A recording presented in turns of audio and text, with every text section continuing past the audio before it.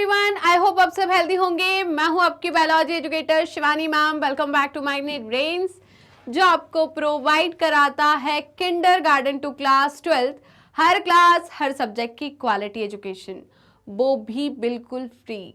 जी हाँ, आपने सही सुना, मैग्नेट ब्रेन्स प्रोवाइड कराता है अनपेड सब्सक्रिप्शन, चाहे वो सीबीएसई बोर्ड हो, यूपी बोर्ड हो, बिहार बोर्ड हो या एमपी बोर्ड हो।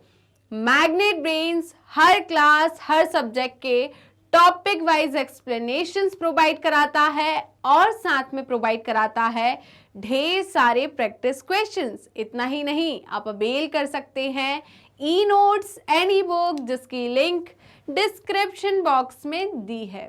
तो चलते हैं आज की वीडियो की तरफ। आज की वीडियो है हमारी class 12th biology unit number 10, जो कि क्लास 12th की लास्ट यूनिट है, इकोलॉजी। और इस यूनिट का हम पहला चैप्टर कवर कर रहे हैं, जो कि है ऑर्गेनिजम्स एंड पॉपुलेशन। आपके एनसीईआरटी में चैप्टर नंबर 11 है और आज लेकर आई हूं मैं इसके NCERT solution question number 6 to 10। इससे पहले हम क्वेश्चन नंबर 1 to 5 कर चुके हैं, राइट। तो आज हम करेंगे क्वेश्चन नंबर 6 से लेकर क्वेश्चन नंबर 10 तक।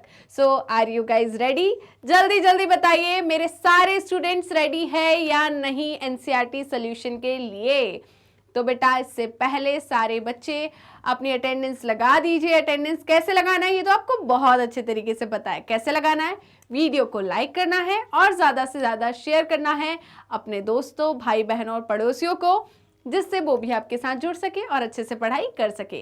तो विदाउट एनी फर्दर डिले हम स्टार्ट करते हैं आज का सेशन एनसीईआरटी सॉल्यूशन। चलिए, तो आज का पहला क्वेश्चन है क्वेश्चन नंबर 6। तो क्वेश्चन नंबर 6 है define population and community. Right बेटा, तो पॉपुलेशन क्या होती है और कम्युनिटी क्या होता है? बहुत माइन्यूट सा डिफरेंस है। क्या माइन्यूट सा डिफरेंस है? देखिए, पॉपुलेशन मैं बताती हूं। मैं एक ह्यूमन हूं, होमोसेपियन हूं, मेरी स्पीसीज है सेपियन, राइट। आप सेपियन हो, आपकी मम्मा पापा, आपके भाई बहन, आपके रिश्तेदार जो हैं वो सारे के सारे सेपियन स्पीसीज से बिलोंग करते हैं, राइट। तो आपके आसपास जितने भी ह्यूमंस दिख रहे हैं ये सेपियन स्पीसीज से बिलोंग करते हैं। तो यहां पर group of individual of the same species in a particular geographical area is called population। तो एक पर्टिकुलर जियोग्राफिकल एरिया में एक स्पीसीज के जितने भी इंडिविजुअल है, ग्रुप ऑफ इंडिविजुअल जो है उसे हम पॉपुलेशन कहते हैं। जैसे कि हम बात करते हैं इंडिया की पॉपुलेशन, तो इंडिया की पॉपुलेशन में हम क्या देखते हैं? ह्यूमंस को, कि भाई इंडिया में कितने ह्यूमंस है, उसमें हम डॉग, कैट, हॉर्स, लायन इन सबको इंक्लूड नहीं करते, राइट। उसमें सिर्फ ह्यूमंस ही रहेंगे। जैसे कि हम बात करें 140 करोड़ है, 150 करोड़ है, तो ये 140 करोड़ या 150 करोड़ जो है ये सिर्फ ह्यूमन की पॉपुलेशन, मतलब इसमें सिर्फ ह्यूमंस को हमने काउंट किया, ना कि दूसरे कोई एनिमल्स को, राइट बेटा। तो पॉपुलेशन क्या होता है? Group of individual of same species present in a geographical area is called population. अब आती है बारी कम्युनिटी की। तो कम्युनिटी क्या होता है? कम्युनिटी का मतलब ये है आपके आजू बाजू में जितने हैं, मैं ह्यूमन, राइट, सेपियन, मेरे साथ अगर यहाँ पर मेरा पैट होगा, राइट, तो पैट जो है वो एक अलग स्पीसीज से है। जो भी आपके आजू बाजू है डिफरेंट स्पीसीज के, उन्हें हम क्या कहेंगे? कम्युनिटी कहेंगे, राइट। तो जैसे कि हम बात करें, आपके कॉलोनी के अंदर ह्यूमंस भी रह रहे हैं, पेट्स भी हैं, राइट, तितली है, हम बात करें अलग अलग जो है जानवर है, जैसे कि कैट है, डॉग है, ठीक है। तो ये अलग अलग स्पीसीज रह रही है वहां पर, तो इससे हम क्या कहेंगे? कम्युनिटी। तो एक जियोग्राफिकल एरिया में जो डिफरेंट स्पीसीज प्रेजेंट है उन्हें हम मिलाकर क्या कहेंगे? एक शब्द में हम कम्युनिटी कहेंगे। बेटा, एक साथ तो रहते हैं बट ये दूसरी स्पीसीज से रिप्रोड्यूस नहीं कर सकते, है ना। कैट जो है और डॉग जो है, इनके बीच में रिप्रोडक्शन नहीं होगा, ठीक है, इनके बीच में रिप्रोडक्शन नहीं होगा, इनका जो ऑफस्प्रिंग है वो फर्टाइल नहीं होगा, ठीक है। तो यहाँ पर जो अदर स्पीसीज है वो दूसरी स्पीसीज के साथ रिप्रोड्यूस नहीं कर सकती कम्युनिटी में, सेम स्पीसीज के बीच में ही रिप्रोडक्शन होगा। क्या इतना क्लियर हुआ? जल्दी बताइए। तो बेटा जिन बच्चों ने अभी तक सेशन को लाइक और शेयर नहीं किया वो जल्दी फटाफट बिना किसी देरी के लाइक एंड शेयर कर दीजिए। राइट बेटा, चलिए तो हम बात करते हैं पॉपुलेशन की। तो पॉपुलेशन क्या होती है बेटा, जल्दी बताइए। पॉपुलेशन का मतलब क्या होता है मैम? देखिए, it can be defined as a group of individual of the same species inhabiting a particular geographical area at given time, right? तो हम बात करेंगे, आज इंडिया की पॉपुलेशन कुछ और है, आज से 10 साल पहले कुछ और थी, आज से 5 साल बाद कुछ और होगी, आज से 10 साल बाद कुछ और होगी।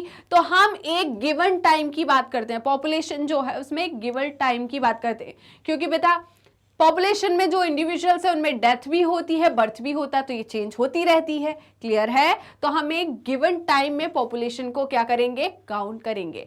फंक्शनिंग एज अ यूनिट, क्या क्लियर है या नहीं? जल्दी बताइए। अब बात करते हैं कम्युनिटी की। तो कम्युनिटी क्या होती है? It can be defined as a group of individual of various species. यहां पर सेम स्पीसीज है, यहां पर वेरियस स्पीसीज है। कृपया करके सारे भाई बंधु इस पर ध्यान देना, यहां पर वेरियस स्पीसीज है, कंफ्यूज ना होना। यहां वेरियस स्पीसीज है और यहां पर सेम स्पीसीज है। पॉपुलेशन में हम सेम स्पीसीज की बात करते हैं, कम्युनिटी में हम डिफरेंट स्पीसीज जो है उसकी बात करते हैं। Group of individual of different species living in a certain geographical area या region, these individuals can be dissimilar. ये इंडिविजुअल डिसिमिलर भी हो सकते हैं, सिमिलर भी हो सकते हैं, राइट? ये कैसे हैं? कैन बी डिसिमिलर और similar but can not reproduce with members of other species. आप ये बोलो कि भाई डॉग कैट से रिप्रोड्यूस कर सकता है? ना बाबा ना, अदर स्पीसीज से रिप्रोड्यूस नहीं कर सकता। सिमिलर और डिसिमिलर देख सकते हैं, बट यहां पर रिप्रोडक्शन जो है वो दो अदर स्पीसीज के मेंबर्स में नहीं हो सकता। क्या क्लियर हुआ? जल्दी बताइए। तो इसी बात में जल्दी से इसका स्क्रीनशॉट ले लीजिए और हम बढ़ते हैं आगे। चलिए, क्या आगे बढ़ सकते हैं बेटा? जल्दी बताइए। अब हम बात करते हैं क्वेश्चन नंबर 7 की, एंड क्वेश्चन नंबर 7 है define the following terms and give one example of each. चलिए, तो यहां पर कुछ टर्म्स दी है, जैसे कि कमेंसलिज्म हो गया, पैरासिटिज्म हो गया, कैमोफ्लेज हो गया, म्यूचुअलिज्म हो गया एंड इंटर स्पेसिफिक कॉम्पिटिशन हो गया। अब बात आती है, मैंने आपको सब कुछ पढ़ाया है, डिटेल में पढ़ाया, बहुत सारे एग्जाम्पल पढ़ाया और मैंने बोला बेटा इससे बाहर एक भी नहीं जाएगा, आपको एक भी क्वेश्चन नहीं मिलेगा इससे बाहर, चाहे कहीं देख लो आप, है ना? पुराने प्रीवियस ईयर क्वेश्चन उठा लो आप, 10 साल 20 साल, इससे बाहर नहीं मिलेगा आपको। चलिए, तो हम बात करते हैं कमेंसलिज्म की। किसकी बात करते हैं? कमेंसलिज्म। कमेंसलिज्म में क्या होता है? ये क्या है? इंटर स्पेसिफिक इंटरेक्शन है, दो स्पीसीज के बीच का इंटरेक्शन को हम क्या बोलते हैं? बताइए। Inter specific interaction. तो ये किस प्रकार का इंटर स्पेसिफिक इंटरेक्शन है? इसमें दो स्पीसीज इन्वॉल्व होती है। जैसे कि मैं बात करूं स्पीसीज, सब में दो स्पीसीज इन्वॉल्व है बेटा, स्पीसीज ए और स्पीसीज बी, दो स्पीसीज इन्वॉल्व है। कौन कौन सी? स्पीसीज ए और स्पीसीज बी, ये दो स्पीसीज इन्वॉल्व है, राइट बेटा? अब बात आती है, क्या बात आती है मैम? चलिए मैं बताती हूँ ना क्या बात आती है। चलिए, अब देखिए, यहां पर मैं कमेंसलिज्म की बात करूं तो हमने पढ़ा था कि हम साइन, कौन कौन से साइन यूज करते हैं? जल्दी बताइए। हम प्लस साइन,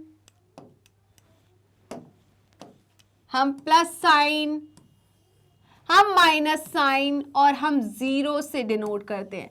प्लस का मतलब है बेनिफिट,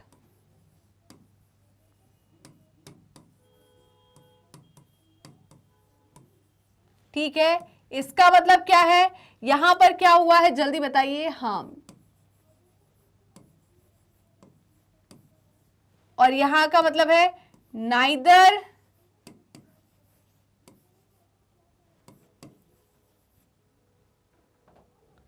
बेनिफिट नॉर हार्म्ड।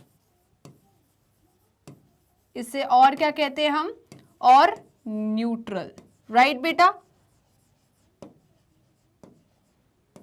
चलिए, तो देखिए यहां पर क्या बोल रहे हैं, कमेंसलिज्म की बात करूं तो यहां पर एक स्पीसीज को बेनिफिट होता है और दूसरी स्पीसीज पर कोई भी फर्क नहीं होता, वो कैसी होती है, न्यूट्रल होती है, राइट। इसे हम कहते हैं कमेंसलिज्म। दूसरी है पैरासिटिज्म। पैरासिटिज्म में क्या होगा बेटा, देखिए पैरासाइट को तो बेनिफिट होगा क्योंकि वो होस्ट बॉडी से न्यूट्रिशन लेगा, शेल्टर प्रोवाइड करेगी होस्ट बॉडी, तो उससे तो फायदा होना है, राइट। पैरासिटिज्म फायदा होना है, बट होस्ट बॉडी को क्या होना है, नुकसान होना है, तो मतलब माइनस। आप किसी भी स्पीसीज ए, स्पीसीज बी, किसी को भी ले लो, यहां पर ये चेंज कर सकते हो आप, राइट बेटा। नेक्स्ट है कैमोफ्लेज। कैमोफ्लेज का मतलब है कलर चेंज करने की प्रॉपर्टी, राइट बेटा। तो बेटा जैसे कि हम बात करें, कुछ इंसेक्ट्स की बात करें, फ्रॉग की बात करें, तो जब इन्हें खतरा दिखता है, डेंजर दिखता है, तो इनके पास एक प्रॉपर्टी होती है कि अपने बॉडी का कलर चेंज कर सकते हैं। जैसे कि आपने गिरगिट का नाम तो सुना होगा।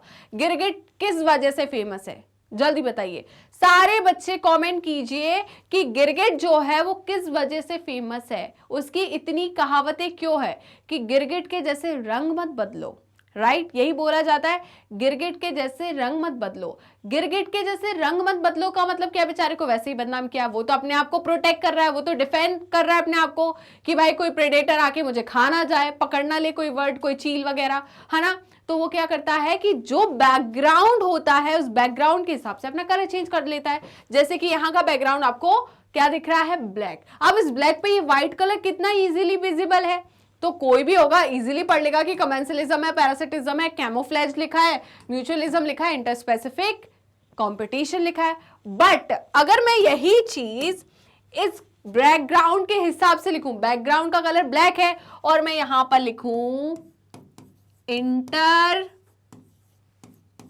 स्पेसिफिक कंपटीशन, देखो लिख रही हूं मैं, पूरा लिख रही हूं कि नहीं, दिख रहा है कि नहीं।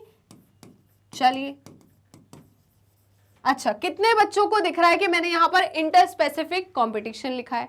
तो मेरे कुछ होशियार बच्चे बोलेंगे कि मैम बिल्कुल दिख रहा है, हमें क्या लिखा है, इंटर स्पेसिफिक कंपटीशन। चलो ठीक है, मैंने मान लिया दिख रहा है। अब बताना मैंने क्या लिखा है।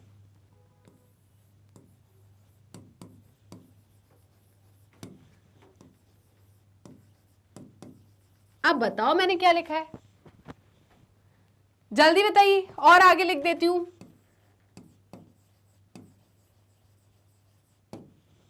चलिए बताइए क्या लिखा है, दिख रहा है क्या, नहीं। तो यही प्रॉपर्टी कि बैकग्राउंड के हिसाब से अपना कलर चेंज कर लेना, क्यों, अपने आप को सेफ रखने के लिए। किससे सेफ रखने के लिए बताइए, जो आने वाला खतरा है, जो प्रेडेटर है, उससे छिपने के लिए, अपने आप को हाइड करने के लिए कुछ इंसेक्ट्स जो होते हैं, जो फ्रॉग्स होते हैं, वो क्या करते हैं, कैमोफ्लेज शो करते हैं, मिमिक्री शो करते हैं, कलर चेंज करने की प्रॉपर्टी को शो करते हैं। क्लियर है।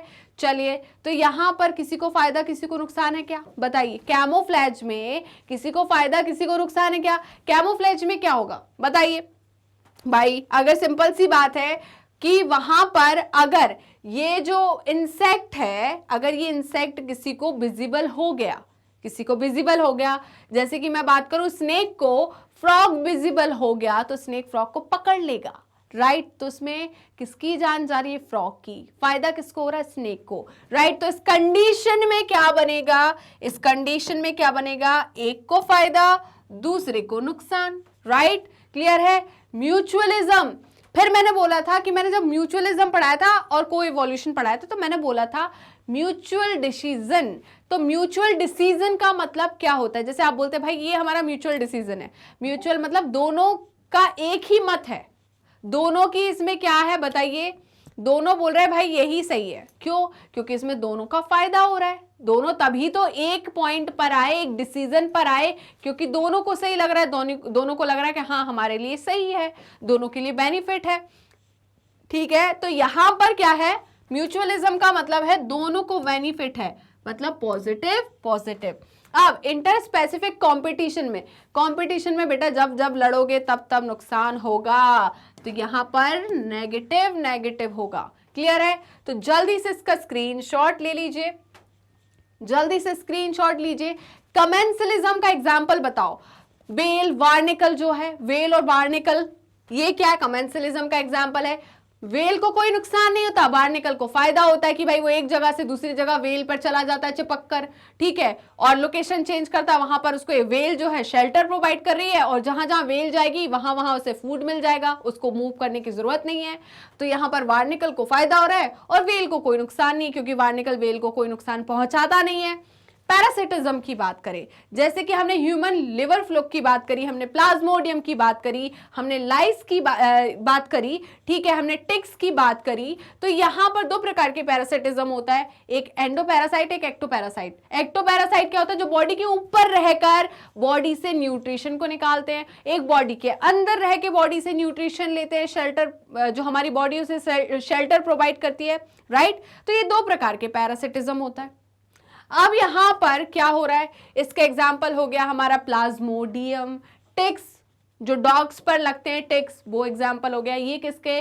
ब्लड सकिंग लीच, ये किसका एग्जाम्पल हो गया? बताइए, ब्लड सकिंग लीच, टिक्स जो है ये किसके एग्जाम्पल है? एक्टोपैरासाइट के, राइट। वहीं पर ह्यूमन लिवर फ्लूक और आपका प्लाज्मोडियम ये किसके एग्जाम्पल हो गए? एंडोपैरासाइट के। तो हमने एग्जाम्पल की बात कर ली। कैमोफ्लेज में हम इंसेक्ट्स को लेकर चले, हम इसको क्या बोलते हैं, फ्रॉग्स को लेकर चले। हम बात करें आपके क्या, गिरगिट, तो ये एग्जाम्पल हो गया कैमोफ्लेज के। म्यूचुअलिज्म में हम किसका एग्जाम्पल लेके चल सके, जल्दी बताइए? ऑर्किड, राइट, ऑर्किड मैंने पढ़ाया था, तो मैंगो ट्री और ऑर्किड का एग्जाम्पल था। ओके, उसके अलावा नहीं, मैंगो ट्री ऑर्किड में कौन सा एग्जाम्पल था? ये किसका एग्जाम्पल था? कमेंसलिज्म का।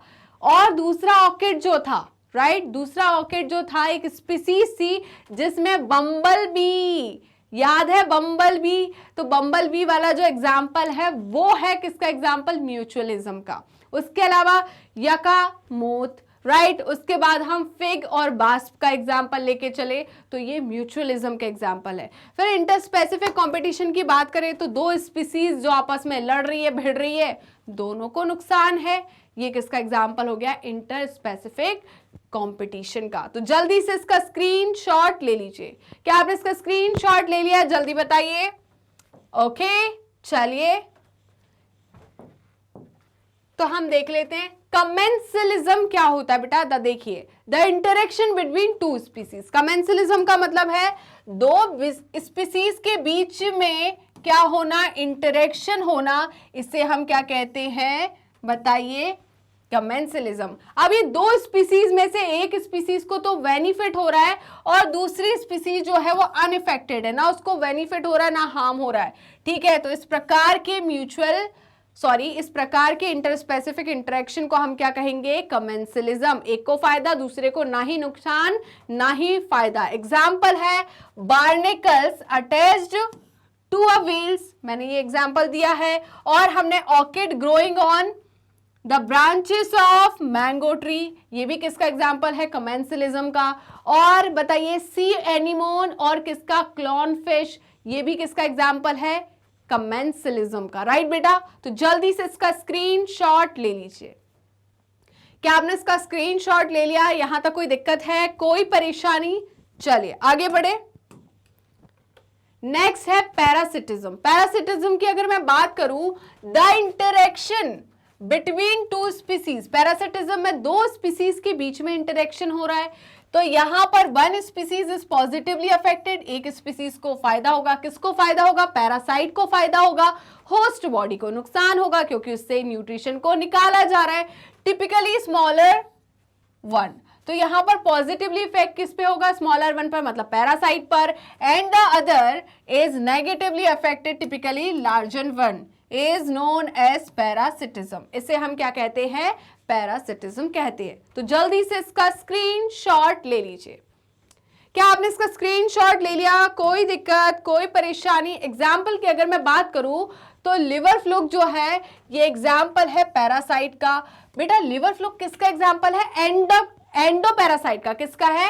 एंडोपैरासाइट या एंडोपैरासिटिज्म का कहां पर रहता है? With in the body of the host and deriving nutrition from it.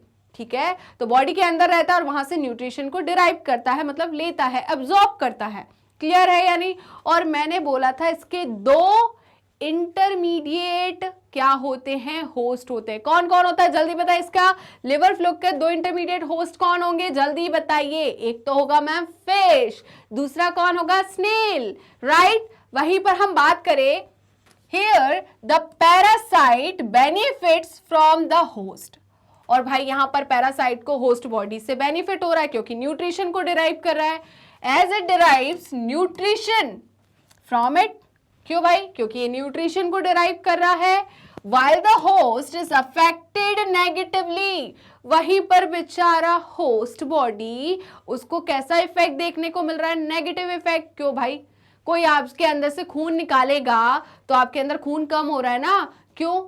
अब कोई खून निकालेगा तो आपका खून तो जा रहा है, आपके न्यूट्रिएंट्स तो जा रहे हैं, तो यहां पर आपकी बॉडी पे कैसा होगा? Negative effect, right? तो while the host affected negatively as the parasite reduces the host fitness causing the body to get weak। तो आपको जो डिजीज होती है, सिम्टम्स आते हैं, वो किस वजह से आ रहे हैं? इसी की वजह से तो आ रहे हैं, राइट? क्लियर है? चलिए आगे बढ़े। अब बात करते हैं कैमोफ्लेज की। गिरगिट जैसे रंग ना बदलो। ठीक है, अच्छा एक क्या बोलते हैं, वो क्या बोलते हैं उसको, एड भी आता है। किस चीज का ऐड है वो? टमाटर को लाल बना लो, है ना? फिर वो बोलता है किसान कि हमें गिरगिट के जैसे रंग बदलना नहीं आता। क्लियर है? सब समझ गए होंगे। तो वैसे ही वाले हाल है यहां पर camouflage. It is tactic taken up by the pray. कौन करेगा भाई ये इतना सारा ये नाटक वाटक? कौन करेगा? जिसकी जिंदगी खतरे में होगी, जिसकी लाइफ खतरे में होगी। और लाइफ किसकी खतरे में होगी? प्रे की या प्रेडेटर की? शिकारी की या शिकार की? भाई सिंपल सी बात है, शिकार की लाइफ खतरे में होगी, ना कि शिकारी की। शिकारी तो शिकार करेगा, ठीक है? तो शिकारी मतलब प्रे, प्रे की जिंदगी खतरे में। अब खतरे में है तो उसको बचना है, बचना है मतलब एस्केप होना है, भागना है, ठीक है? छुपना है किससे? शिकारी से, प्रेडेटर से। तो यहां पर क्या हो रहा है? It is the tactic taken up by the prey to escape from predators. कहां? प्रेडेटर से भागने के लिए, एस्केप होने के लिए। Intrinsically organisms are coloured to easily blend with their surrounding, right? तो भाई क्या करते हैं ये जो प्रे होते हैं, ये सराउंडिंग के हिसाब से अपने स्किन का कलर चेंज कर लेते हैं, राइट? स्किन का कलर चेंज कर लेते हैं जिससे क्या हो? ये इजीली विजिबल ना हो प्रेडेटर को। नहीं तो प्रेडेटर को विजिबल रहेंगे तो प्रेडेटर पकड़ लेगा, कैप्चर कर लेगा, खा जाएगा, उनकी जिंदगी खत्म हो जाएगी, right? And escape from their predators several insects and frog species camouflage to escape their predators. क्या मैंने यही समझाया था? जल्दी बताइए। तो बेटा जल्दी से इसका स्क्रीनशॉट ले लीजिए और सेशन को लाइक एंड शेयर कर दीजिए। कोई दिक्कत, कोई परेशानी? एग्जाम्पल की अगर मैं बात करूं तो एग्जाम्पल हमने लिख लिए हैं, कौन कौन होगा? इंसेक्ट्स एंड आपके फ्रॉग। म्यूचुअलिज्म की मैं बात करूं तो म्यूचुअलिज्म में क्या होता है? बोलते हैं ना म्यूचुअल डिसीजन, मतलब दोनों का मिला हुआ डिसीजन, दोनों का फायदा जिसमें है, तो वही डिसीजन क्या हो गया उनका? Mutual decision. तो यहां पर ये क्या है? इंटरेक्शन है किसके बीच में? दो स्पीसीज के बीच में। और इसमें दोनों स्पीसीज जो है, जो कि इसमें इन्वॉल्व है, उन्हें क्या हो रहा है? बेनिफिट हो रहा है, फायदा हो रहा है। इस प्रकार के इंटरेक्शन को हम कहते हैं म्यूचुअलिज्म। क्या कहते हैं? म्यूचुअलिज्म। एग्जाम्पल की बात करूं, लाइकेंस। अरे भाई लाइकेंस क्या होता है? मैम लाइकेंस तो एसोसिएशन होता है किसका? फंगस का और मैम एल्गी का, ग्रीन एल्गी का। और हम बात करें साइनोबैक्टीरिया का, ठीक है? तो ये क्या होता है? एसोसिएशन होता है, mutual symbiotic relationship between blue green algae मतलब साइनोबैक्टीरिया, ब्लू ग्रीन एल्गी मतलब cyanobacteria and fungi. Here both equally benefits from each other. कैसे भाई, यहां पर दोनों को फायदा कैसा है, देखो फंगी वाला जो पार्ट है, लाइकेन में जो फंगी वाला पार्ट है, ये क्या करता है, न्यूट्रिएंट को एब्जॉर्ब करके देता है। किसको एब्जॉर्ब करके देता है, ब्लू ग्रीन एल्गी मतलब साइनोबैक्टीरिया, या हम बात करें एल्गी की, ठीक है, फोटोसिंथेटिक एल्गी की, उनको क्या करता है, न्यूट्रिएंट को एब्जॉर्ब करके देता है। और ये कैसे होते हैं, फोटोसिंथेटिक होते हैं, तो ये फूड को प्रिपेयर करते हैं। फूड प्रिपेयर करने के बाद ये क्या करेंगे, बोलेंगे फंगी तुमने हमारी हेल्प करी थी किसमें, जो न्यूट्रिएंट है उनको एब्जॉर्ब करके हमें दिया था, तो हम ये चीज कैसे भूल सकते हैं, हमें दगाबाजी करना नहीं आता, तो हम भी क्या करेंगे, जो हमने खाना बनाया है वो खाना आपको खिलाएंगे, ठीक है। तो इनमें दोनों का फायदा हो गया। तो भाई ये वो सोचने लगे, अरे इसमें तो दोनों का फायदा है, तुम्हारा भी फायदा मेरा भी फायदा, क्यों ना हम जन्मों जन्मों का साथ निभाएं, क्यों ना हम साथ ही रहना स्टार्ट कर दे, मैं तुम्हारे बिना नहीं रह सकता, तुम मेरे बिना नहीं रह सकते, तो दोनों की जिंदगी काफी अच्छी चल रही है। चलिए, तो ये एग्जाम्पल हो गया किसका, म्यूचुअलिज्म का। इसके अलावा म्यूचुअलिज्म एंड कोइवोल्यूशन का एग्जाम्पल क्या हो जाएगा, जल्दी बताइए, यका एंड मॉथ, और क्या होगा मैम, फिग्स एंड वास्प। ये किसके एग्जाम्पल है, म्यूचुअलिज्म एंड कोइवोल्यूशन के। तो जल्दी से इसका स्क्रीनशॉट ले लीजिए।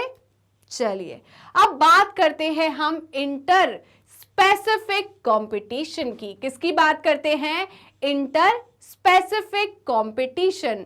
तो इंटर स्पेसिफिक कंपटीशन क्या होता है बेटा, interaction between individuals of different species. तो बेटा यहां डिफरेंट स्पीसीज के इंडिविजुअल के बीच में क्या है, इंटरेक्शन है, wherein both are negatively affected, जिसमें मैंने बोला था कंपटीशन में दोनों का घाटा, ठीक है, कंपटीशन में दोनों का घाटा, तो दोनों स्पीसीज को क्या होगा, यहां नेगेटिव इफेक्ट शो होगा। Is interspecific competition, example की मैं बात करूं, the competition between resident fishes and flamingos of South American lakes, right. तो यहां पर किसके बीच में कंपटीशन है, flamingos in South American lakes and fishes, इनके बीच में, रेसिडेंट फिशेस के बीच में जो कंपटीशन है, इसमें दोनों का घाटा है, right. For shared food resources that is जूप्लैंक्टन। तो जल्दी से इसका स्क्रीनशॉट ले लीजिए। क्या आपने इसका स्क्रीनशॉट ले लिया है बेटा, जल्दी बताइए, यहां तक कोई दिक्कत, कोई परेशानी, जल्दी बताइए। नेक्स्ट है question number 8, and question number 8 क्या है, what is the help of suitable diagram describe the logistic population growth curve. तो देखिए बेटा, मैंने दो प्रकार के पॉपुलेशन ग्रोथ कर्व पढ़ाए थे आपको। पहला पढ़ाया था लॉजिस्टिक पॉपुलेशन ग्रोथ कर्व और दूसरा पढ़ाया था एक्सपोनेंशियल ग्रोथ कर्व, राइट। तो लॉजिस्टिक में क्या था, लॉजिस्टिक का मतलब क्या था, यहां पर जैसे कि हमने बात करी थी किसकी, हमने बात करी थी प्लांट ग्रोथ एंड डेवलपमेंट में ग्रोथ की, तो हमने दो प्रकार की ग्रोथ पढ़ी थी वहां पर। एक कौन सी पढ़ी थी मैम, एक तो पढ़ी थी हमने एक्सपोनेंशियल ग्रोथ, मतलब यहां पर हमने दो प्रकार की, एक एरिथमेटिक ग्रोथ पढ़ी थी और एक ज्योमेट्रिक ग्रोथ पढ़ी थी, ठीक है। तो यहां पर भी इस प्रकार की दो ग्रोथ है। पहली कौन सी हो जाएगी हमारी, लॉजिस्टिक पॉपुलेशन ग्रोथ, और दूसरी हो जाएगी हमारी exponential growth. Logistic growth curve जो है वो आपको कब मिलेगा, लिमिटेड रिसोर्सेज की कंडीशन में। वहीं पर अनलिमिटेड रिसोर्सेज की कंडीशन में आपको कौन सा ग्रोथ कर्व मिलेगा, एक्सपोनेंशियल ग्रोथ कर्व। इतना क्लियर हुआ या नहीं, जल्दी बताइए। तो बेटा क्या है, देखिए इसमें इस ग्रोथ कर्व में ये कहाँ देखने को मिलता है, जब हम ईस्ट को कल्चर करते हैं मीडियम में, तो आपको एक्सपोनेंशियल ग्रोथ कर्व देखने को मिलेगा। बहुत जल्दी ग्रोथ होगी, अनलिमिटेड ग्रोथ देखने को मिलेगी, राइट, क्योंकि वहां पर जो रिसोर्सेस है, एक्सपोनेंशियल ग्रोथ देखने को मिलेगी क्योंकि रिसोर्सेज वहां पर क्या है, अनलिमिटेड, ठीक है। यहां पर एक इस प्रकार का आपको कर्व दिखेगा, किस प्रकार का यहां पर कर्व दिखेगा आपको, देखिए यहां पर इस प्रकार का आपको कर्व देखने को मिलेगा, राइट बेटा, इस प्रकार का कर्व देखने को मिलेगा। इसे हम कहते हैं सिग्मॉइड कर्व। क्या बोलते हैं, सिग्मोइड कर्व। इसमें आपको 5 फेसेस देखने को मिलते हैं। वैसे तो 3 फेज होते हैं, आपके एनसीईआरटी 3 फेज बोलती है, बट इस फेज में ये जो एक्सपोनेंशियल फेज और लॉग फेज है, ठीक है, इसमें 3 कर्व देखने को मिलते हैं, राइट? क्या मिलते हैं? 3 कर्व। ओके, पहला एक्सेलरेशन फेज देखने को मिलता है, फिर इन्फ्लेशन, फिर डिसलेरेशन और बाकी स्टेशनरी फेज, राइट बेटा? चलिए, तो यहां पर ये क्या हो गया आपका? Lag phase. ये क्या हो गया? Lag phase. लैग के बाद एकदम से ये उठा, ये हो जाएगा आपका एक्सेलरेशन फेज।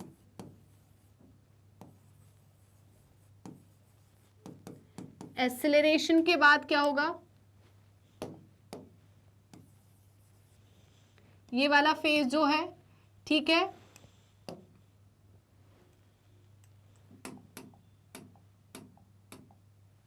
ये जो फेज है ये क्या हो जाएगा आपका? Inflation phase.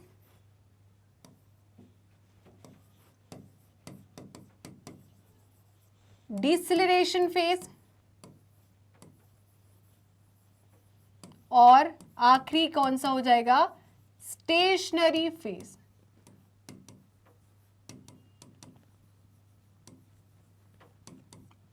ठीक है,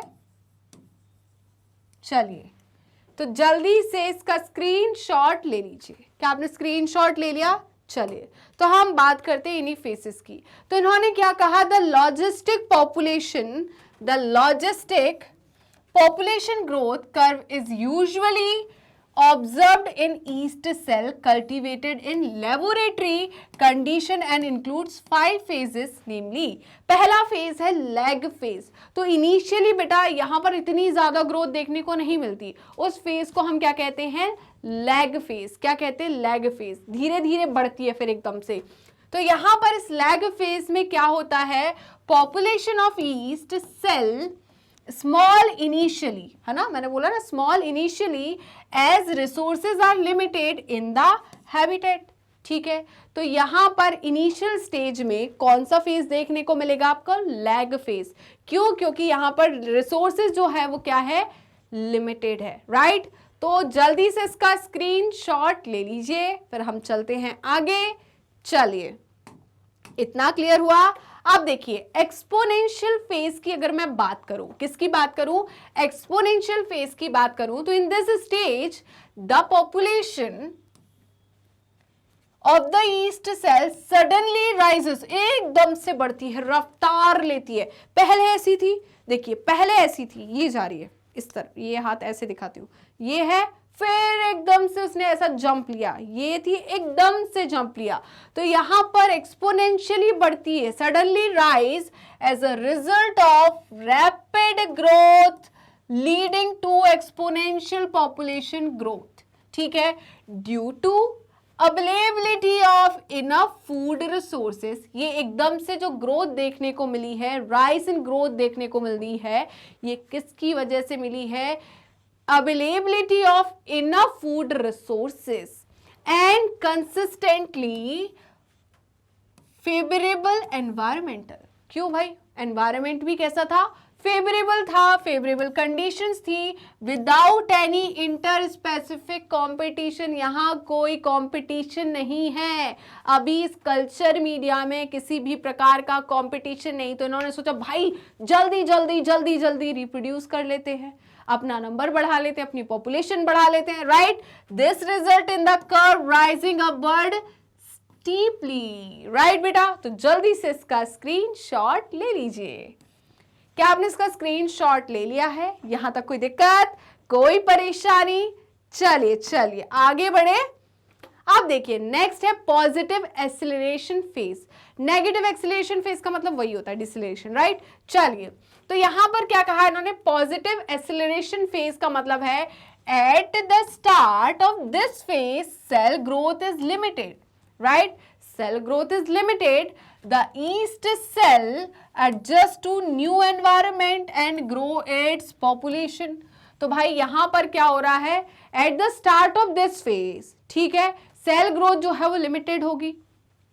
ईस्ट सेल जो है वो अभी एडजस्ट कर रही है नए एनवायरमेंट में, फिर क्या करेगी, वो ग्रो करेगी अपनी पॉपुलेशन को। वहीं पर नेगेटिव एसिलेशन की मैं बात करूं तो ये क्या है, द एनवायरमेंटल रेजिस्टेंट इंक्रीज। अब क्या होगा बेटा, इस कंडीशन में जब ईस्ट है उसने अपनी पॉपुलेशन ग्रो कर ली, अभी यहां पर क्या फेस करने को मिल रहा है उसको, यहां पर उसे रेजिस्टेंस प्रोवाइड हो रहा है। क्या हो रहा है, एनवायरमेंटल रेजिस्टेंस मिल रहा है, वो इंक्रीज हो गया। क्या हो गया है, इंक्रीज हो गया है। And the growth rate of the population decline, और यहां पर जो पॉपुलेशन है वो क्या हो गई है, डिक्लाइन हो गई। एज अ रिजल्ट क्या हो रहा है, इंक्रीज कंपटीशन, कंपटीशन इंक्रीज होगा तो घाटा तो होगा, राइट? क्या होगा, घाटा तो होगा between the east sales of shelter and food, right? Clear है? तो जल्दी से स्क्रीनशॉट ले लीजिए। क्या सभी ने इसका स्क्रीनशॉट ले लिया है, बताइए। चलिए अब लास्ट फेज भी देख लेते हैं जो कि है स्टेशनरी फेज। क्या है, स्टेशनरी फेज। इसमें क्या होता है बेटा, यहां पर कांस्टेंट हो जाता है, जो ग्राफ है वो कांस्टेंट हो जाता है। जितने number of cell new form होते हैं उतनी नंबर ऑफ सेल जो है वो जो है मर जाते हैं, डेड हो जाते हैं। क्लियर है? तो यहां पर फेज कैसा देखने को मिलता है, कांस्टेंट, मतलब इक्विवेलेंट। तो देखिए क्या बोल रहे हैं ये, stationary phase population is stable. Population कैसी है, स्टेबल है। In this phase the count of cells generated in a population is equivalent, right? तो इनका कहना है the count of cell generated in a population is equivalent to the number of cell that die out, right? Additionally, the species population is said to have touched nature's carrying capacity. Carrying capacity का मतलब क्या होता है मैं बताती हूँ। आप सभी को पता होगा भाई, लड़के हो चाहे लड़कियां हो, सभी को कार का बहुत क्रेज होता है, और पर्सनली मुझे तो बहुत ज्यादा है। ठीक है, तो अपन क्या करते हैं, आप बोलते हैं कैरिंग कितनी है, कैरिंग कैपेसिटी कितनी है उसकी, 5 है, 5 सीटर है ना, क्या 7 सीटर है, आप बात करते हैं। अब देखो वो बात अलग है, इंडिया में तो सिग्मा रूल चलता ही है, एपेक रूल चलता है कि भाई 5 की है हम 7 को बिठा के चलेंगे, है ना, एक गोदी में ले लेंगे हम, एक आगे फिट कर लेंगे। ठीक है, तो ये तो चलता ही है। ठीक है, बट अगर मैं बात करूं कंपनी ने उसकी कैरिंग कैपेसिटी कितनी दी है, 5 सीटर का मतलब 5 लोग बैठ सकते हैं, आप 7 और 10 नहीं घुसा सकते, एक के ऊपर आपको एक छल्ली नहीं लगानी वहां पर। वहीं पर मैं बात करूं 7 सीटर की, तो 7 सीटर की मतलब है कि बेटा यहां पर 7 लोगों की कैरिंग कैपेसिटी है, 8वां नहीं बैठ सकता। बट अगर मैं बोलूं वो 7 सीटर है, क्या उसमें एक इंसान अकेला ट्रेवल नहीं कर सकता? अकेला क्यों नहीं ट्रेवल कर सकता, बिल्कुल कर सकते। क्या 2 इंसान नहीं कर सकते, बिल्कुल कर सकते हैं मैम। क्या 3 नहीं कर सकते, बिल्कुल करेंगे भाई। 4 करेंगे, 5 करेंगे, 6 करेंगे, 7 करेंगे। क्या 8वां कर सकता है? नो मैम, क्योंकि कैरिंग कैपेसिटी क्या है, मैक्सिमम कैपेसिटी जो है उसकी, उस कार की, वो कितनी है, 7, जिसे हम कैरिंग कैपेसिटी कहते हैं। तो मैक्सिमम कैपेसिटी जो है उसे हम कैरिंग कैपेसिटी कह सकते हैं कि इसके आगे अलाउ नहीं किया जाएगा। कंपनी बोलती है 7 मतलब 7, आप 8, 9, 10 नहीं बिठा सकते, है ना। ये इंडिया का रूल जो है, सिग्मा रूल, हम नहीं लगाना चाहेंगे। क्लियर है? बट हम किसी से मानते हैं क्या? हम तो 11 बिठाकर चलेंगे, हम तो 7 बिठाकर चलेंगे 5 वाली सीट पर। तो बेटा वो हम कर रहे हैं वहां पर, हम कर रहे हैं कहां पर, कार में। बट यहां पर पॉपुलेशन में ऐसा नहीं होगा। ठीक है, तो यहां पर कैरिंग कैपेसिटी के आगे आपको ग्रोथ देखने को नहीं मिलेगी। यहां पर जो ग्रोथ है, पॉपुलेशन डेंसिटी है, जो n है, वो कांस्टेंट हो जाएगा। मतलब जितने नंबर ऑफ सेल ऐड होंगे उतने ही नंबर ऑफ सेल जो है वो वहां से एलिमिनेट होंगे, डाई आउट होंगे। क्लियर है? चलिए, it's habitat the S shaped growth, जिसे हम सिग्मॉइड कर्व कहते हैं, ठीक है, is also referred to as the Verhulst Pearl logistic curve. क्या है? वर्हल्स्ट पर लॉजिस्टिक कर्व। मैं आपको पूरा पढ़ा चुकी हूं, मैंने पूरा डिराइव कराया है। तो ये है आपका स्ट्रक्चर, एस शेप स्ट्रक्चर, जिसे हम सिग्मॉइड कर्व या एस शेप्ड ग्रोथ कर्व कहते हैं। क्लियर है? इसमें कितने फेज है? 5 फेज है। पहला है लैग, दूसरा है एक्सेलरेशन मतलब positive acceleration, inflation, deceleration and last is steady phase. ठीक है, यहां पर कैरिंग कैपेसिटी का मतलब होता है के, राइट, मैक्सिमम वैल्यू। क्या होती है? मैक्सिमम वैल्यू, कि इससे ज्यादा भाई कार में नहीं बैठ सकते। तो जल्दी से इसका स्क्रीनशॉट ले लीजिए। क्या आपने इसका स्क्रीनशॉट ले लिया है? यहां तक कोई दिक्कत है, कोई परेशानी? जल्दी बता दीजिए। आगे चलते हैं नेक्स्ट क्वेश्चन की तरफ। तो आज का नेक्स्ट क्वेश्चन है क्वेश्चन नंबर 9। तो क्वेश्चन नंबर 9 क्या कह रहा है बेटा? Select the statement which explains the best parasitism. तो यहां आपको 4 ऑप्शन दिख रहा है। पहला ऑप्शन कह रहा है वन ऑर्गेनिज्म इज बेनिफिटेड। इनका कहना है एक ऑर्गेनिज्म जो है वो बेनिफिटेड है, मतलब उसे फायदा हो रहा है। दूसरा, both the organism are benefited.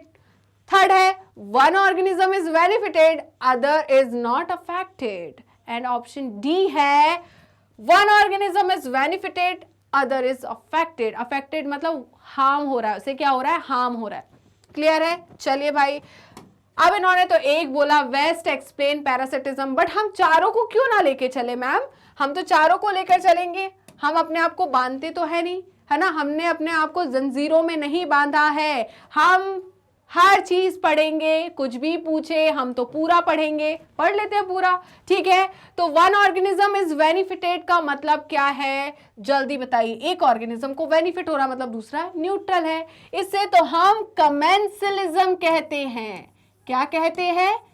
Commensalism, right.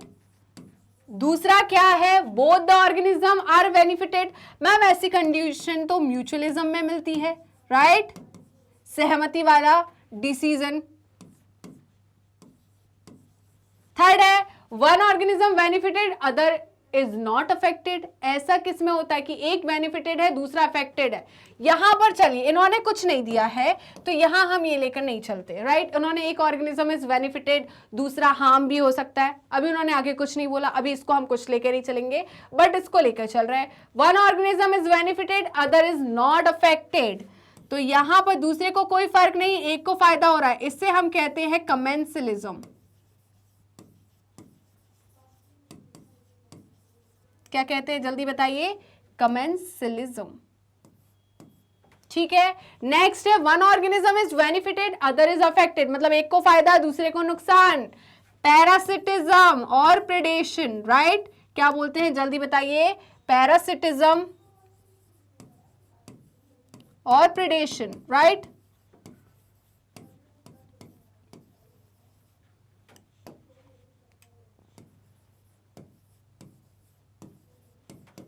But हमसे तो पैरासिटिज्म पूछा। बेटा ये थोड़ा सा इनकम्प्लीट है। वन ऑर्गेनिज्म इज बेनिफिटेड, दूसरे को हार्म है, दूसरे को न्यूट्रल है, तो ये हमें नहीं पता, इसलिए हम इसे पूरा लेकर नहीं चलेंगे। तो आंसर क्या होगा इसका? ऑप्शन डी, क्योंकि यहां पर पूछा पैरासिटिज्म के बारे में। तो एक को फायदा दूसरे को नुकसान, इसे तो हम क्या कहते हैं? पैरासिटिज्म, राइट बेटा। जल्दी से स्क्रीनशॉट ले लीजिए। क्या आपने स्क्रीनशॉट ले लिया है? क्या यहां पर कोई दिक्कत है, कोई परेशानी? तो देखिए, इनका कहना है one organism is benefited, other is affected. तो एक को फायदा दूसरे को नुकसान। क्लियर है? इसे हम कहते हैं पैरासिटिज्म और प्रेडेशन। देखिए, पैरासिटिज्म इज टू टाइप। मैंने बोला था 2 प्रकार के होता है। एक होता है एंडोपैरासाइट, दूसरा होता है एक्टोपैरासाइट। एंडोपैरासाइट का मतलब है बॉडी के अंदर रह के हमसे क्या ले रहा है? न्यूट्रिशन ले रहा है, शेल्टर ले रहा है। वहीं पर एक्टो का मतलब सरफेस पे रह के, बॉडी पर रह के ब्लड को सक कर रहा है, राइट। क्लियर है? और शेल्टर दे रही है हमारी बॉडी, ठीक है।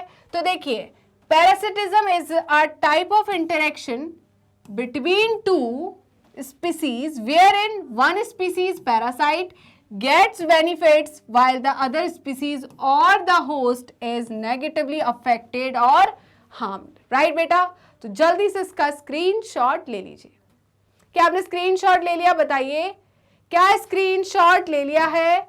कोई दिक्कत है, कोई परेशानी? क्या आगे बढ़े बेटा। देखिए क्या बोल रहे हैं, एग्जाम्पल लाइस, है ना। लाइस जो है, लाइस मतलब जो जू हो जाते हैं, राइट।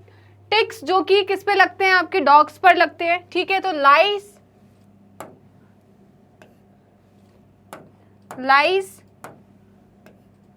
टिक्स, ये क्या है, पैरासाइट है। ये हमारी बॉडी पर रह के, बाहर रह के, सरफेस पर रह के क्या करते हैं, हमसे न्यूट्रिशन लेते हैं, राइट। तो ऐसे पैरासाइट जो कि हमारी सरफेस से न्यूट्रिशन को डिराइव करते हैं, उनको हम एक्टोपैरासाइट कहते हैं, right.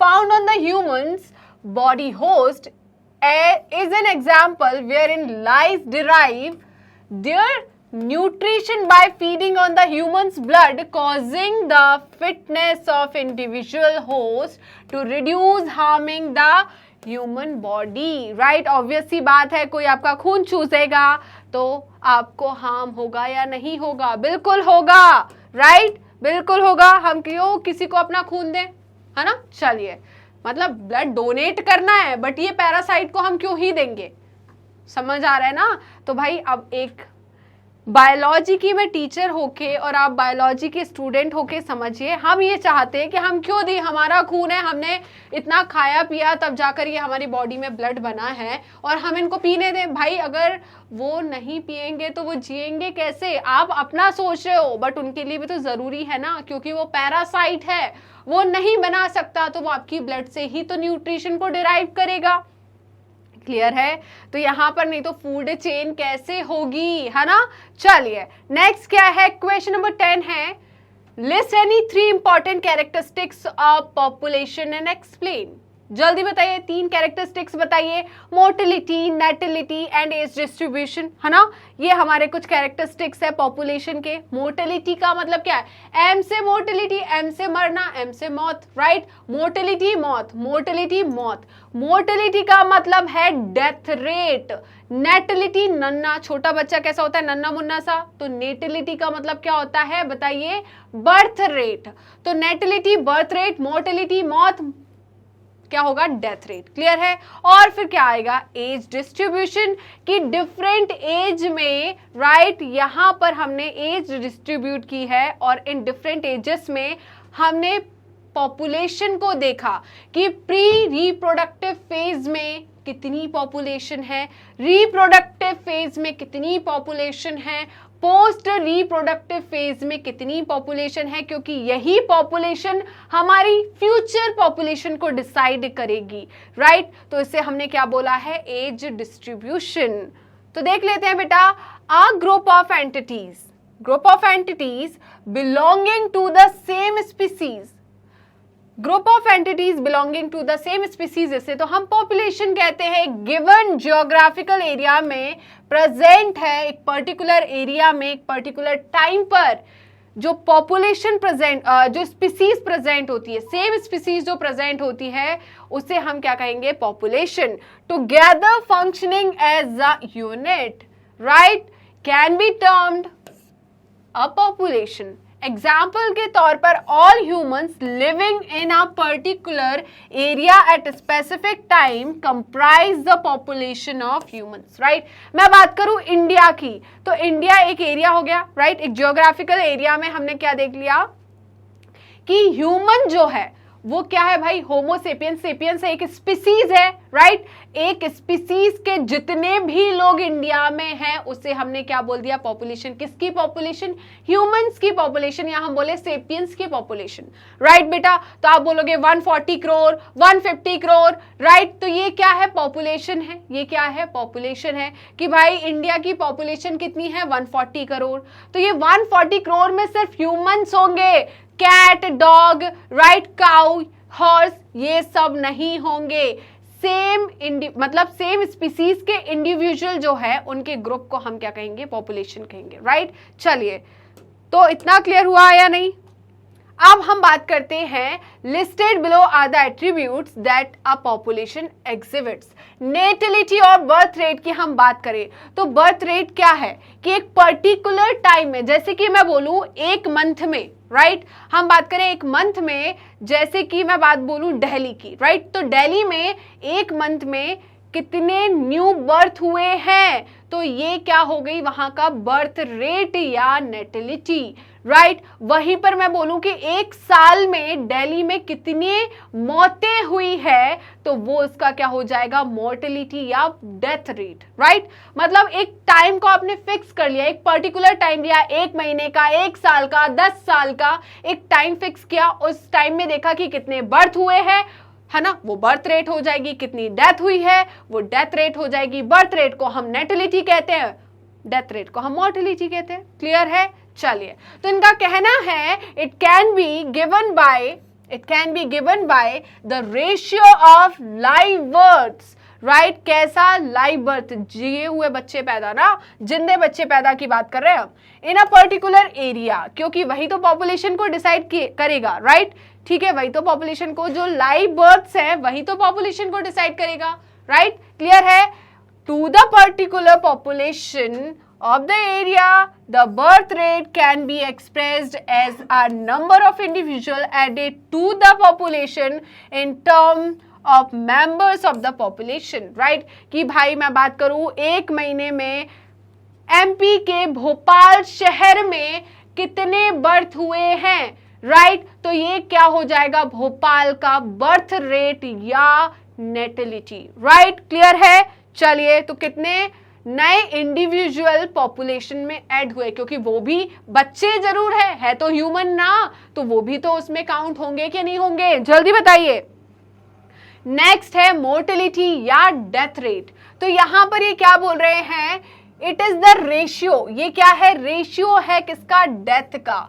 In a region of a population of a region the death rate can be expressed as the loss of individual in the members of the population। जैसे कि मैं बोलूं कि भाई, अगर मैं बोलूं कि भोपाल की पॉपुलेशन है 15 लाख, क्या बोल रही हूं मैं, 15 लाख, है ना। हम तो एक नंबर लेके चल रहे हैं, एक यूनिट लेके चल रहे हैं, राइट। जैसे मैंने बोला कि भोपाल की पॉपुलेशन है 15 लाख, ओके, मान लिया भाई कि भोपाल की पॉपुलेशन है 15 लाख। अब इस 15 लाख पॉपुलेशन की, किसकी भाई बताइए, 15 लाख पॉपुलेशन की मैं बात करूं, इस 15 लाख पॉपुलेशन में से एक साल के अंदर कितनी डेथ हुई है, वो उसका क्या बताएगा, डेथ रेट या मोर्टेलिटी, राइट बेटा। क्लियर है? एक साल में कितने बर्थ हुए हैं, नए बर्थ हुए हैं, राइट, वो उसकी क्या बताएगा, बर्थ रेट या नेटिलिटी। क्लियर है? अब देखिए, एज डिस्ट्रीब्यूशन की अगर मैं बात करूं, it can be given by the percentage of individual. आप एक एक गिनोगे तो नहीं, राइट। तो हम यहां पर परसेंटेज में बात कर रहे हैं कि it can be given by the percentage of individual of various ages in a given population. A population consist, भाई एक बात बताइए, आपके आजू बाजू में, आपकी कॉलोनी में, राइट, आपके शहर में, ओके, आपके स्टेट में, आपके देश में, क्या सारे के सारे जो भी इंडिविजुअल्स है, जो ह्यूमंस है, क्या वो एक ही एज के हैं कि सारे 15 साल या 50 साल के ही हैं, राइट। इसके बीच में कोई एज डिस्ट्रीब्यूशन नहीं है क्या, ऐसा है क्या, बिल्कुल नहीं, राइट, बिल्कुल नहीं। अब हम हर एक एज में क्या करेंगे भाई, बिल्कुल, आपने सुना जनगणना होती है, राइट, जनगणना होती है। तो जनगणना में यही सब चीजें तो होती है कि भाई इस गांव में, इस शहर में कितने बर्थ हुए, कितने बेबी हुए, कब हुआ है, राइट, अभी पॉपुलेशन क्या है, 1 महीने पहले, 1 साल पहले पॉपुलेशन क्या थी, ठीक है, वो सब देखा जाता है। क्लियर है? अब यहां पर एक होता है biostatics and bioinformatics, right, biostatics and bioinformatics होता है बेटा। तो बायोस्टैटिक्स में हम क्या करते हैं, वहां पर हम डेटा का यूज करके, स्टैटिकल डेटा का यूज करके, जो हम जैसे कि बात करें, मैंने शहर की, एक गांव की जनगणना की, वहां पर मैंने निकाला कि आपके घर में कितने बुजुर्ग हैं। जैसे कि मैं बोलूं एक गांव है, उस गांव में 50 घर है, उस 50 घर के अंदर एक घर में कितने बुजुर्ग हैं, राइट, कितने बच्चे हैं, किस एज के हैं, एक बच्चे का कितनी उम्र है, दूसरे बच्चे की उम्र कितनी है, तीसरे की कितनी उम्र है, ये सब निकाला, राइट। हमने देखा कि भाई कितनी फैमिलीज हैं, राइट, उस फैमिली में कितने मेंबर्स हैं। तो ये सारा हम डेटा कलेक्ट कर रहे हैं और इस डेटा को कलेक्ट करके फिर हम इसको पूरा लिखते हैं, ठीक है, ये सब कुछ करते हैं। तो सेम चीज है। अब यहां पर हम ये हर एक एज का तो बात नहीं कर सकते, इसीलिए जब हम पॉपुलेशन को डिसाइड करते हैं कि हमारी फ्यूचर पॉपुलेशन क्या होने वाली है, तो हम क्या करते हैं, एज को जो है हमने डिस्ट्रीब्यूट कर लिया 3 फेज में। एक प्री रिप्रोडक्टिव फेज हो गया, एक रिप्रोडक्टिव फेज हो गया, एक पोस्ट रिप्रोडक्टिव फेज हो गया। प्री रिप्रोडक्टिव फेज का मतलब है अभी ये लोग कैपेबल नहीं है, किसके लिए बताइए, रिप्रोडक्शन के लिए, राइट। रिप्रोडक्टिव फेज में आ जाएंगे हमारे एडल्ट्स, राइट, जो कि रिप्रोड्यूस कर सकते हैं, कपल्स आ गए, राइट। पोस्ट रिप्रोडक्टिव में जो बुजुर्ग लोग हैं, राइट, वो लोग आ गए, ओल्ड जो है वो आ गए। क्लियर है? तो हमने यहां पर देख लिया, इसको एज में डिस्ट्रीब्यूट कर दिया। अब यहां पर क्या होगा, जैसे कि प्री रिप्रोडक्टिव फेज मतलब नन्हे मुन्ने बच्चे जो है वो ज्यादा हैं, तो आगे वाली पॉपुलेशन कैसी होगी, एक्सपेंड होगी, क्योंकि ये सारे के सारे नन्हे मुन्ने बच्चे कहां जाएंगे, रिप्रोडक्टिव फेज में। और रिप्रोडक्टिव फेज अब ज्यादा हो गई तो ज्यादा से ज्यादा रिप्रोड्यूस करेंगे, ज्यादा से ज्यादा रिप्रोड्यूस करेंगे तो पॉपुलेशन बढ़ेगी, एक्सपेंड होगी। कैसी पॉपुलेशन देखने को मिलेगी, एक्सपेंडिंग पॉपुलेशन, राइट। वहीं पर अगर मैं आज देखूं, अभी देखूं, तो मुझे डिसाइड करना है कि 5 साल बाद, 10 साल बाद कैसी पॉपुलेशन होने वाली है, ठीक है। तो मैंने देखा कि भाई यहां पर क्या है, जितना रिप्रोडक्टिव फेज में लोग हैं उतने ही प्री रिप्रोडक्टिव फेज में लोग हैं।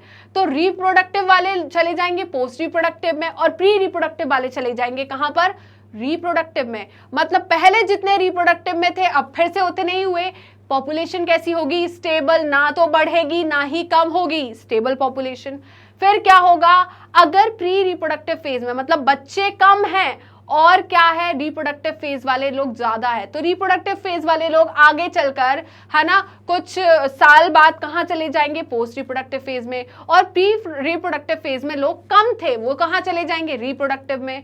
अब ये कम लोग है रिप्रोड्यूस करने के लिए, तो पॉपुलेशन क्या होगी, डिक्लाइन होगी, कम होगी। तो ऐसे ही जो कंट्री है उसकी पॉपुलेशन डिसाइड होती है, राइट बेटा, क्लियर है। बोलते हैं ना कि भाई चाइना में एकदम से पॉपुलेशन बढ़ी बहुत ज्यादा, तो उन्होंने एक रूल निकाल दिया कि भाई अब हर एक पार्टनर जो है, हर एक कपल जो है उसका एक ही बच्चा रहेगा, राइट। उसी को फैसिलिटी मिलेगी, अगर सेकंड बच्चा होगा तो उसको फैसिलिटीज नहीं दी जाएगी, राइट। सेम इंडिया में आया था, हम दो हमारे दो, है ना, छोटा परिवार सुखी परिवार, यही आया था, क्योंकि इंडिया की पॉपुलेशन भी बहुत ज्यादा बढ़ रही थी और अभी भी बढ़ती जा रही है।